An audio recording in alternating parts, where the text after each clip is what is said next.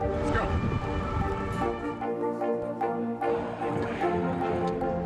And good evening from New Orleans. There is breaking news.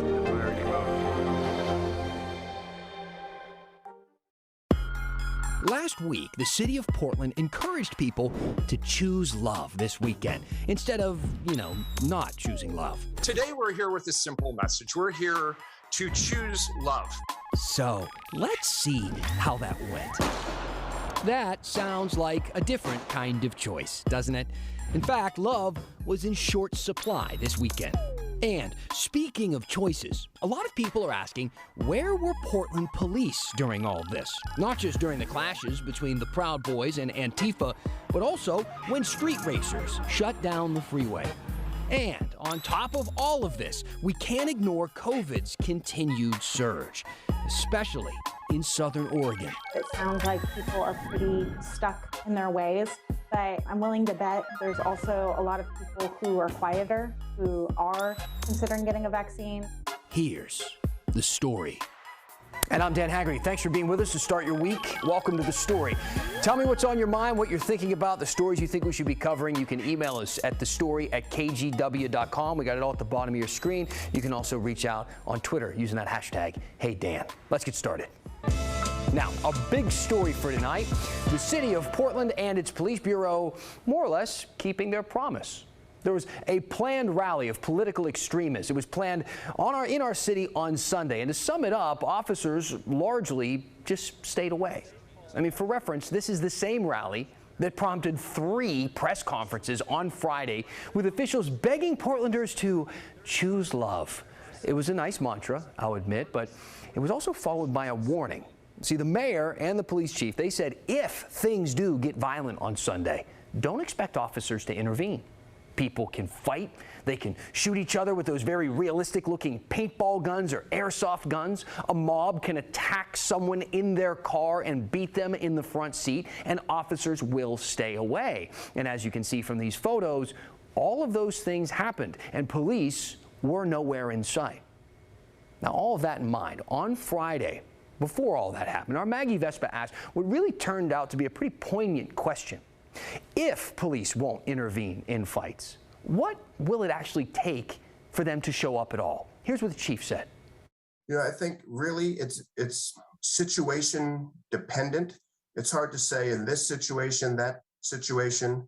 I think it's where resources allow us to intervene and have a good likelihood of being able to either make an arrest. There are many situations that it's not practical or effective for officers to wade into when you have groups clashing, particularly groups that sometimes are armed.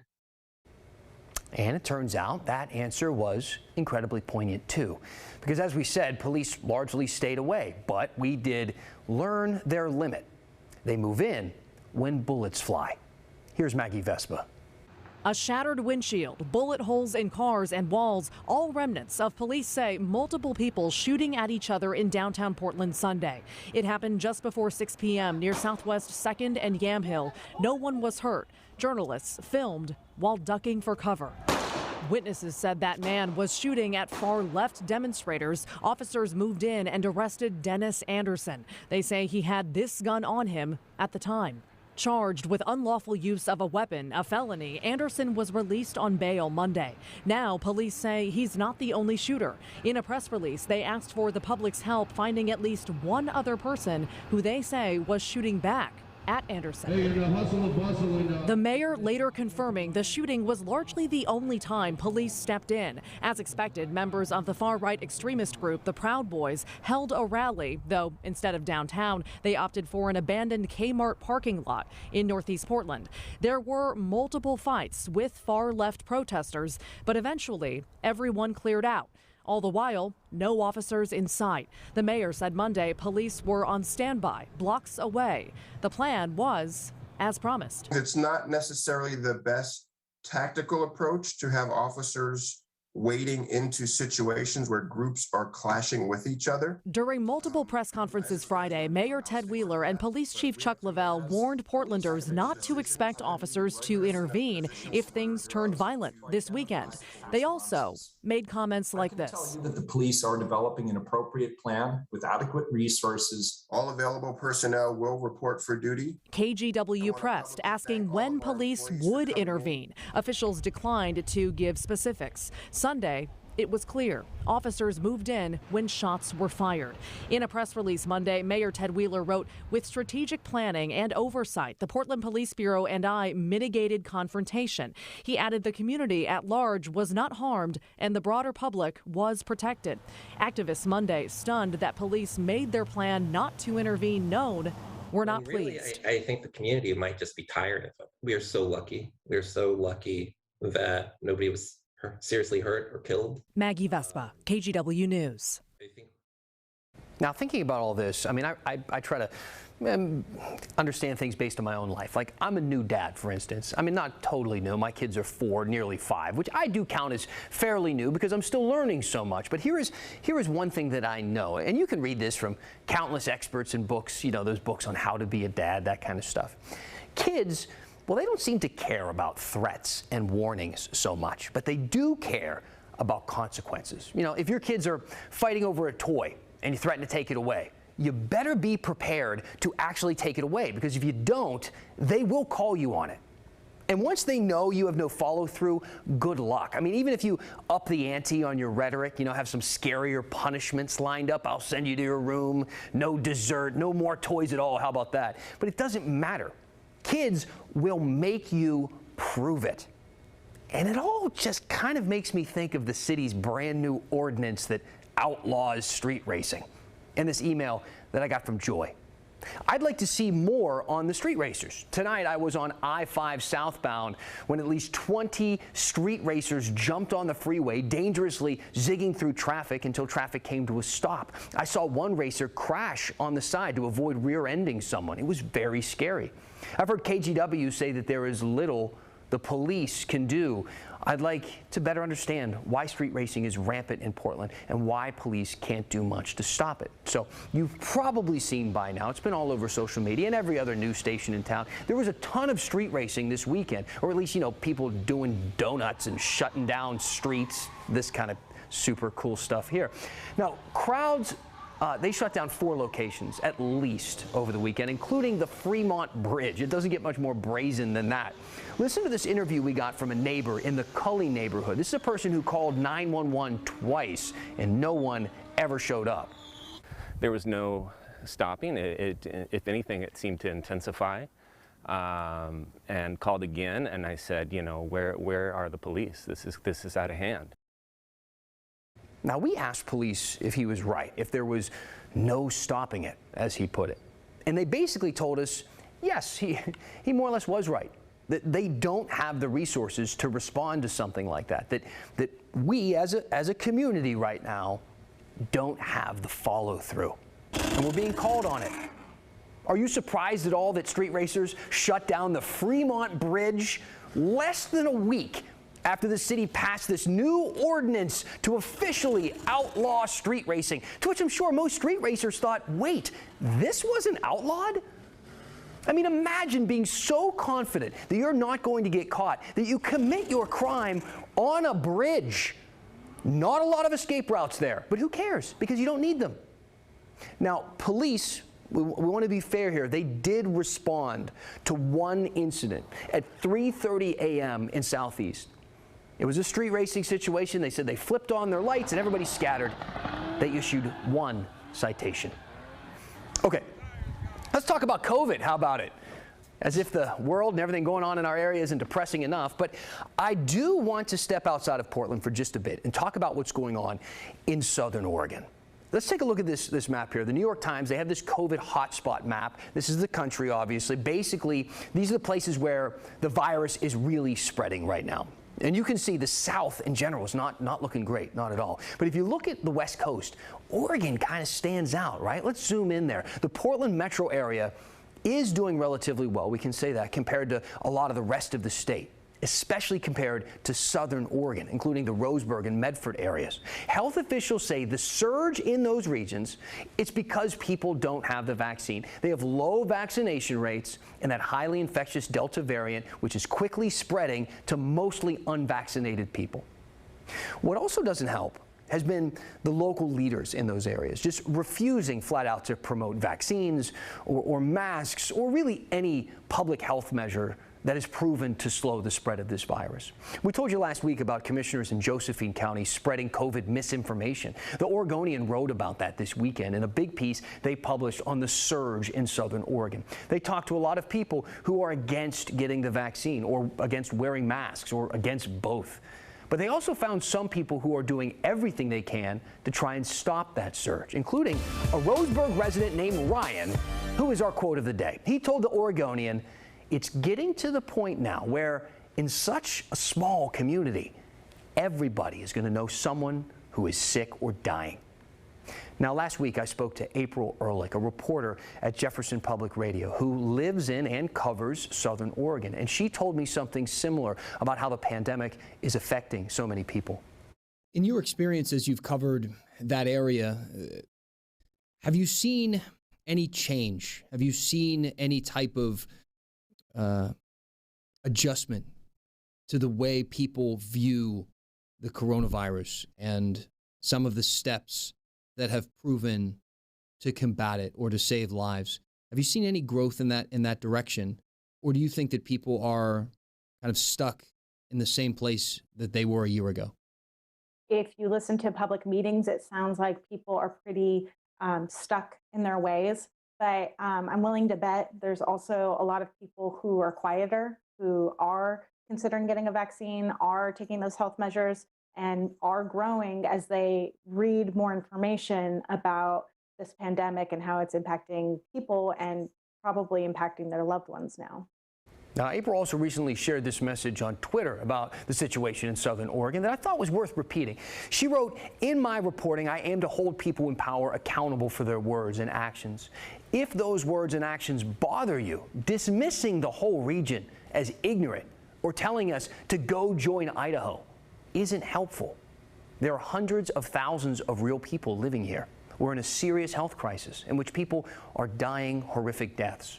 Joking about constructing walls around southern Oregon or barring our residents from going to ICUs in other parts of the state is harmful, hateful, and not funny in the least. And this is something that I think people should keep in mind, especially when talking about places where people might not share the same values or the same beliefs or political views. And yes, I understand fully that there is a lot of anger against people who have refused to get this vaccine. But like April said, it's not going to help to write off an entire part of the state that's going through such a crisis right now. They need support. Now, on that note, let's count some vaccines, shall we, to the people who are vaccinated. More than 2.65 million Oregonians have gotten at least their first dose. That's a little more than 63% of the state's entire population. And that includes everybody, even kids under 12 who can't get the vaccine yet. In Washington, more than 5 million people have gotten at least their first dose, and that works out to be nearly 67% of Washington's entire population, including kids. Now, we always show you the vaccine numbers every day, and some of you might be thinking, are they even moving? David emailed me and said, "Hey, Dan, could you please put up a graph of percent vaccinated versus time? It looks like we have stalled." So here's a look at Oregon's vaccine progress over time, and we did stall for quite a while. Daily vaccines started dropping back in April, and then they kind of leveled off this summer. But if you look at the end of the graph, vaccinations have started to tick back up again. A similar story in Washington, too. Vaccinations started dropping in the spring and level off in the summer, but in the past month or so, we've seen a change. They've started to slowly rise again. The same thing is happening across the country, honestly, especially in areas hit hard by the Delta variant. Officials say that they think that's because more people are seeing what this virus is actually doing to communities, what it can actually do to their loved ones and the people that live around them, and deciding then to get vaccinated themselves. Gary emailed me and said, "Hey, Dan, can you tell the percentage of Oregonians over 65 that have at least one dose of the vaccine for COVID-19? We can. And we'll actually break that down for Washington, too. So in Oregon, 89% of people 65 and older have gotten at least one dose of the COVID vaccine. It's a little higher in Washington, actually, and nearly 94% of 65 and older, all folks 65 and older. These numbers are pretty consistent with the rest of the country, even in places that have low vaccination rates among the overall population.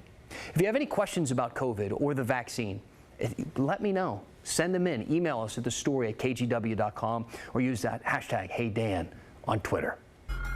Now, question for you. How many of you knew that Portland is one of the top producers of Oreos, or that the workers who make them are on strike, or that they're getting support from Danny DeVito? And speaking of stuff that's locally made, Weinhards beer is being discontinued. So why don't we look back into the KGW vault when the brewer wanted to put booze in a Portland fountain? But the city declined his offer, saying the horses might have too much to drink. When the story continues.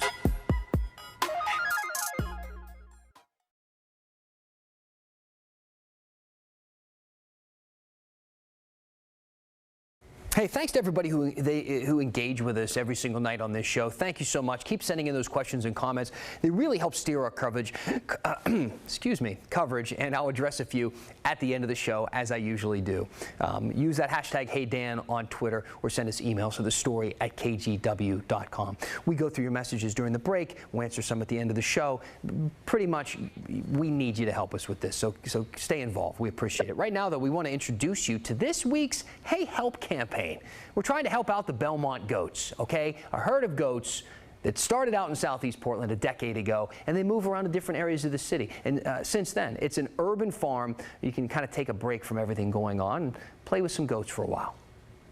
It's something that we've always kind of prided ourselves on as being a place where people can go and just enjoy like a nice, quiet, relaxing time with some really sweet animals. And like, especially in times where people are struggling and dealing with a lot, that's always been something that we've kind of prided ourselves on, is like, if there was like some manner of national shakeup or even a local shakeup or just some reason that people had a need for calm and solace, that was somewhere where we always felt like we could open up.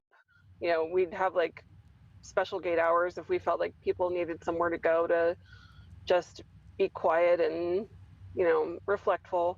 If you sit down on a bench or a stump, you'll find yourself surrounded by like 5 goats. You just find yourself in a position where you don't have enough hands to pet everybody, and that is what I consider to be the opposite of a problem. Yeah, me too.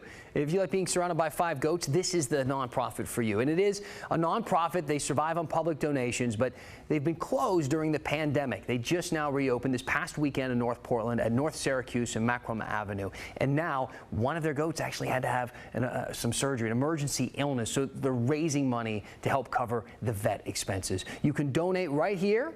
Help out the goats. Open up the camera on your phone, pointed at the QR code on your screen, and that'll take you to a donation page. Hey Help is a micro donation drive. Any little bit helps. $1, $5, $10, whatever you can spare. And if you got ideas for any local organizations that you think could use a little bit of help, please let us know. Now, when you go to do your grocery shopping this week, Danny DeVito is hoping that you won't buy any Oreos or Ritz crackers or Chips Ahoy cookies. Yes, Danny DeVito, the legendary actor known for everything from It's Always Sunny in Philadelphia to Matilda to Death to Smoochie, undercover classic. Insert whatever movie or TV show you know him from into this dialogue. He's probably been in almost everything, and he's weighing in on a strike right now at a Nabisco factory in Portland. He tweeted last week, "Support Nabisco workers striking for humane working hours, fair pay, outsourcing jobs, no contracts, no snacks," he ends it with. He actually briefly lost his Twitter verification after posting about this strike. That's that little blue check mark that verifies that the tweets are really coming from him and not an imposter account. Twitter is saying it's just a coincidence that he wasn't being punished for supporting the strike. They say that they had some missing information with his account, and it's been fixed now, and the blue check mark is back. Either way, here's what's going on here locally. About 200 workers at the factory in North Portland walked off the job earlier this month. They're members of the Bakery, Confectionery, Tobacco Workers, and Grain Millers International Union.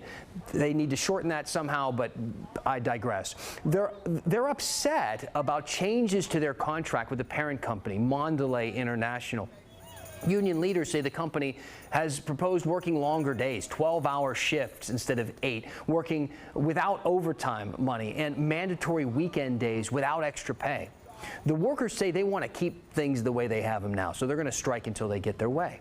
Mondelez says that they're trying to offer better work-life balance, longer shifts, because workers would then have more days off per week if they worked the 12-hour days instead of the 8-hour days. And they say their goal is to bargain in good faith with the union.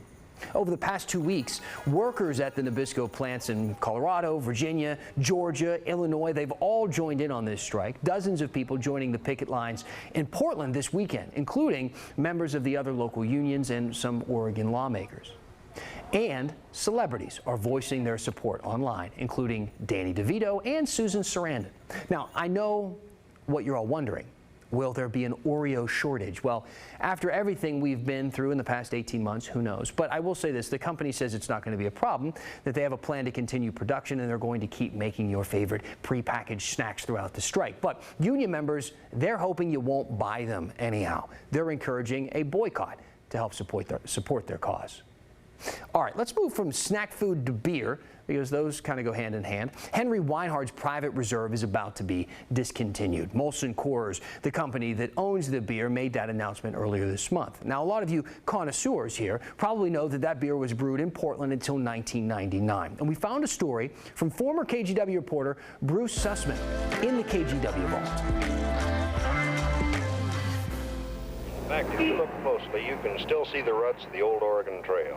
When people first come to Oregon, isn't it lovely? They find something. Ad campaigns over the years have touted Blitz Weinhard beers as home brew. It says Blitz Weinhard. Rose City beer drinkers bought into it, and so did employees like Angie Grigsby and Greg Linnell. I've been proud to make one of the best beers on the West Coast. We supported what we made. We're proud of it. You know, it's like ripping out part of ourselves when they take that from us. A mural on the side of the modern brewery depicts Henry Weinhard at the start. Weinhard opened his brewery in the 1850s, just outside the Fort Vancouver trading post. In the 1860s, Henry Weinhard moved his brewery here to what is now Portland's Old Town. He offered to pump beer straight into the Skidmore Fountain when it was built a few years later, but the city declined his offer, saying the horses might have too much to drink. Around the turn of the century, the brewery expanded and moved west to Burnside.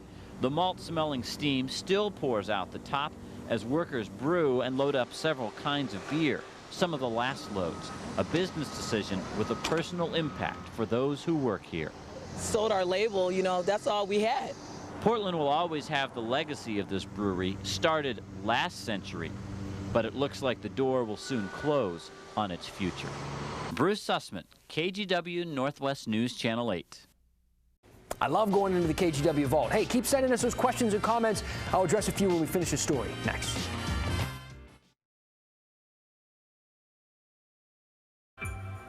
Hey, let's read a couple of comments. First, we had a question. This one from JW.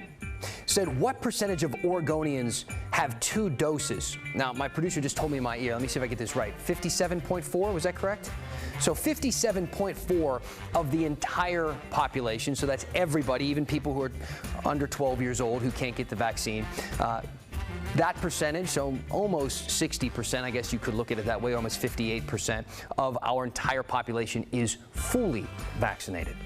Got this one from P on Twitter. Hey, Dan, any way to tell how many people in Oregon have received booster vaccines for COVID so far? I haven't seen those numbers yet. I'm sure those will be made public, or at least we'll start asking questions about those pretty soon. So keep questions like that coming. And then this is my favorite tweet of the night from Brad Howe.